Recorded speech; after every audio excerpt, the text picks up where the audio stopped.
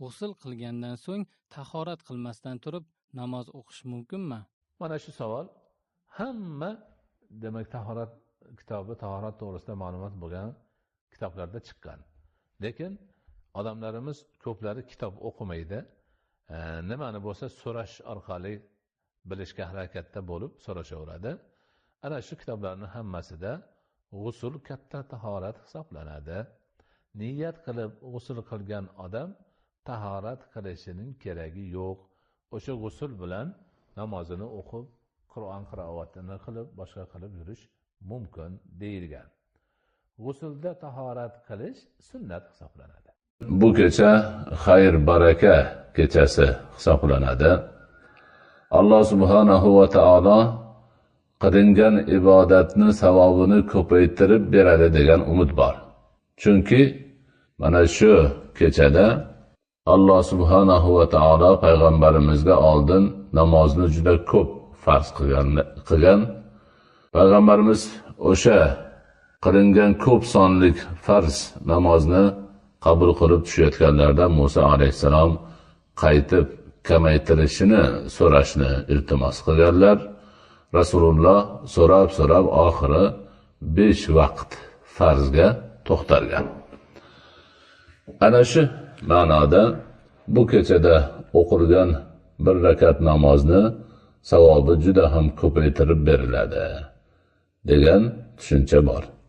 Shuning uchun ko'pchilik musulmonlar bu kechada ko'proq ibodat qilishga harakat qilishni o'zlariga munosib deb biladilar.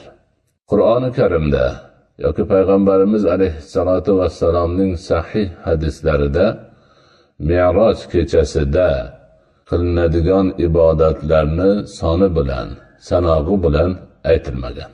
Balki bu avval ham aytib o'tganimizdek, ba'zi bir musulmon ulamolar tomonidan o'zaro tushuncha bo'lib, bu kechada ko'proq ibodat qilish tavsiyasi bo'lgan xolos.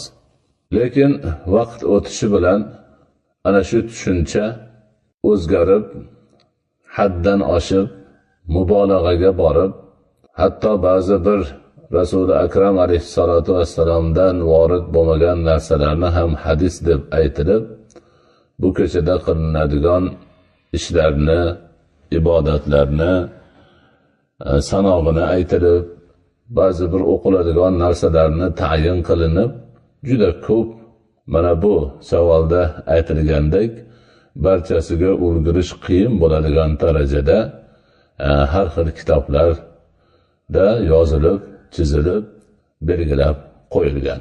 Bularning hammasi mubolag'a tarzida aytilgan narsalar. Sahih, kuchli hadislar emas. Ana shu ma'noni biz yaxshi bilishimiz kerak. Lekin umumiy tushuncha shu kechada qo'ldan kelganicha ko'proq ibodat qilinsa, tilovati Qur'on bo'ladimi, nafl namoz o'qish bo'ladimi yoki boshqa biror zikr bo'ladimi, ana shundan savobi ko'payish, ko'proq savob olish ma'nolari bor.